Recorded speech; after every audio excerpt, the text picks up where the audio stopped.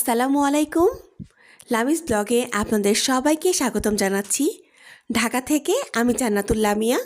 আশা রাখছি আপনারা সবাই ভালো আছেন এবং সুস্থ আছেন। আলহামদুলিল্লাহ, আমিও আমার পরিবার নিয়ে খুব ভালো আছি।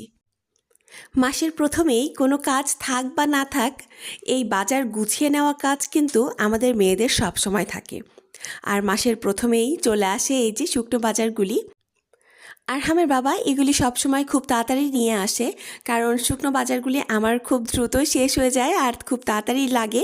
তো এইগুলি কিন্তু একদমই অবহেলা করে না, খুব তাড়াতাড়ি নিয়ে চলে আসে। তবে এবার কিন্তু আমার খুব একটা ভুল হয়ে গিয়েছে।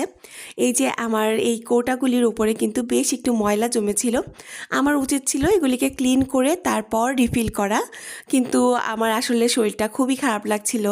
আর এই কারণে আমি কিন্তু কৌটাগুলোকে ক্লিন না করেই আমি রিফিল করে নিয়েছি। তো দেখা যাক যদি কখনো সময় পাই এর মধ্যে, তাহলে ওরকমই কিন্তু একটু সামনে অল্প কিছু ক্লিন করে রাখবো, যেন দেখতে দৃষ্টিকটু না লাগে এই কারণে। তো আমি এখানে এই যে আটাও কিন্তু একদমই অল্প একটুই ছিল, তো এই কারণে আমি এটাও একটু রিফিল করে নিলাম।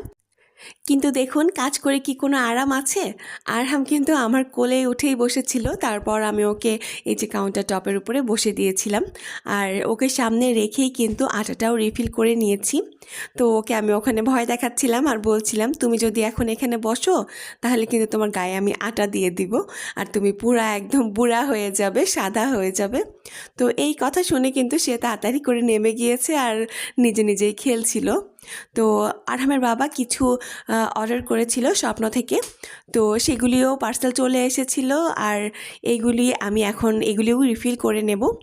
তো আজকে কিন্তু সব এই ডিউটিই আমার পড়েছে যে সব কিছু ভালোভাবে রিফিল করতে হবে।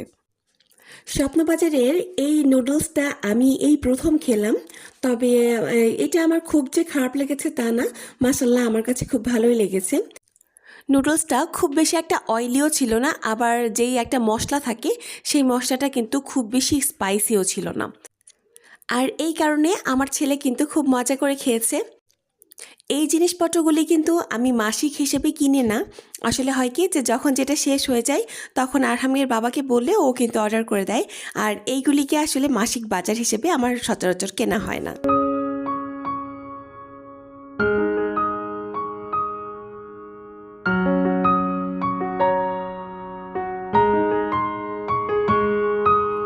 ভিডিওর এই পর্যায় পর্যন্ত যেসব আপু ভাইয়ারা আমার সঙ্গে রয়েছেন তাদেরকে একটি রিকোয়েস্ট করে নিতে চাই, প্লিজ আমার ভিডিওটিতে একটি লাইক দিতে কিন্তু ভুলবেন না।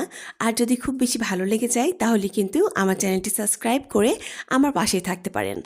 আর যদি সাবস্ক্রাইব করে নেন তাহলে অবশ্যই পাশে থাকা বেল আইকনটি কিন্তু ক্লিক করে রাখবেন। এতে করে আমি যখনই ভিডিওগুলি আপলোড করব তখনই কিন্তু আপনার কাছে সেই নোটিফিকেশনগুলি পৌঁছে যাবে এবং আপনি সেইগুলি আপনার সময় মতো ভিডিওগুলি দেখে নিতে পারবেন।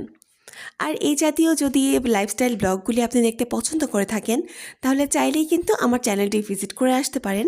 সেখানে আমি এই জাতীয় কিছু ভিডিও দিয়েছি, হয়তোবা আপনার একটি হলেও ভালো লাগতে পারে। তো যাই হোক, এখন কিন্তু সন্ধেবেলাতে আমাকে কিছু না কিছু বানাতে হবে, মানে সন্ধ্যার নাস্তা হিসেবে। তো আজকে দুপুরবেলা আমি যখন চিকেনটা ম্যারিনেট করেছি, তো তখন আমি আলাদা করে একটু চিকেন ফ্রাই করার জন্য চিকেন লেগ, চিকেন উইংস, তারপর হাড় সহ যেই মাংসগুলি চিকেন ফ্রাই করা যায় সেগুলি আমি একটু আলাদা করে ম্যারিনেট করে রেখে দিয়েছিলাম। আর এই যে এখন আরহামের বাবা কিন্তু অফিস থেকে চলে এসেছে, আর সে তো আসা মাত্রই বলবে এখন আমি কি খাবো, কি নাস্তা দিবা আমাকে। তো এই কারণে আমি কিন্তু আগে থেকেই করে রেখেছিলাম। তো এই যে এখন কিন্তু আমার সাহেব বাড়িতে চলে এসেছে, আর এখন গরম গরম ভেজে সার্ভ করে দিব। আর এই জাতীয় খাবারগুলি যদি আর আমার বাবাকে দেওয়া যায় তখন কিন্তু ওর এমন একটা ভাব থাকে যে আমার বউ হচ্ছে সেরা বউ, এটা এত মজা হয়েছে। আসলে এগুলি হচ্ছে ট্রিক্স, কারণ এটা তো আমি জানি যে ও ইচ্ছে করে আমাকে এগুলি আরও বলে আর যেন আমি ওকে এগুলি বেশি বেশি করে খাওয়াই। তো আমি কিন্তু ট্রিক্সটা ধরে ফেলেছি। কিন্তু আমরা মেয়েরা যতই বেশি ট্রিক্স ধরে ফেলি কিনা, কিন্তু তবুও আমরা কি করি যে আমাদের হাজব্যান্ডের, তারপর আমাদের ছেলে মেয়েদের যেই খাবারগুলি পছন্দ আমরা কিন্তু চেষ্টা করি যে তাদের সামনে সেই খাবারগুলিকেই পরিবেশন করার জন্য। আর তাতে কিন্তু ওরা তখন যে একটা খুশি হয়, খুশি হয়ে যে হাসিটা দেয়, তখন কিন্তু মাশাআল্লাহ ওইটাতেই কিন্তু মনটা আসলে ভরে যায়। আমি জানি যে আমার সব আপুরাই কিন্তু এইরকম, মানে তারাও যে স্বামী সন্তান যেগুলি পছন্দ করে তাদের সামনে সেগুলি রাখার চেষ্টা করে, তাদেরকে খুশি করার সর্বোচ্চ চেষ্টা করে। তো মাশাল্লাহ সেই সব সম্পর্ককে আমার অনেক অনেক ভালোবাসা। তো যাই হোক, এখন কিন্তু চিকেন ফ্রাইটা করে কিন্তু খুব একটা যে ছবি তুলেছি, ভিডিও করেছি, সেটা করার সময় পাইনি। কারণ আমার আরহামের চিকেন ফ্রাই এত বেশি পছন্দ যে আমি একদিক থেকে ভাজছিলাম আর ও কিন্তু একটা একটা করে নিয়ে যাচ্ছিল।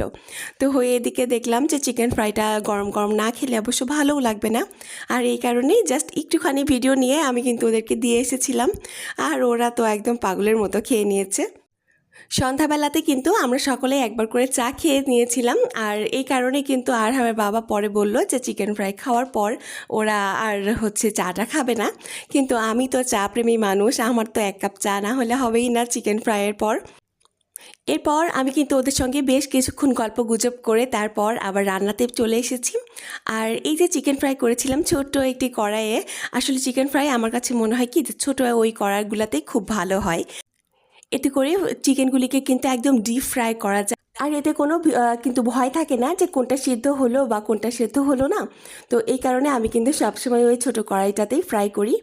আর ফ্রাই করার পর কিন্তু বেশ অনেকটা তেল বেঁচে গিয়েছিল, তো আমি কিন্তু ওইটা দিয়েই চিকেনটা পরে রান্না করেছি। তো এই ক্ষেত্রে হবে কি, আমার কিন্তু ওই তেলটাও ফেলে দিতে হচ্ছে না। তো আমি কিন্তু কখনোই তেল ফেলে দেই না, ওগুলি আমি ইউজ করে ফেলি। কারণ যেহেতু আমরা বাসাতে ওটা জাস্ট একবার ফ্রাই করেছি, ওগুলিতে খুব একটা বেশি কালো হয় না। তো এই কারণে আমি কিন্তু ওগুলিকে ইউজ করে ফেলি। আমার মনে হয় আমার যেসব আপুরা খুবই সংসারী এবং প্রায় সকল আপুরাই কিন্তু এগুলিকে কাজে লাগিয়ে ফেলে। ওগুলি কিন্তু আসলে ফেলে দেওয়ার মতো তেল না, যেহেতু বাসাতেই আমরা ওগুলি করছি, ওগুলি তো আর দোকানের ওই কালো তেল না। তো যাই হোক, এখানে কিন্তু আমি এখন চিকেনটাও রান্না করে নিচ্ছি।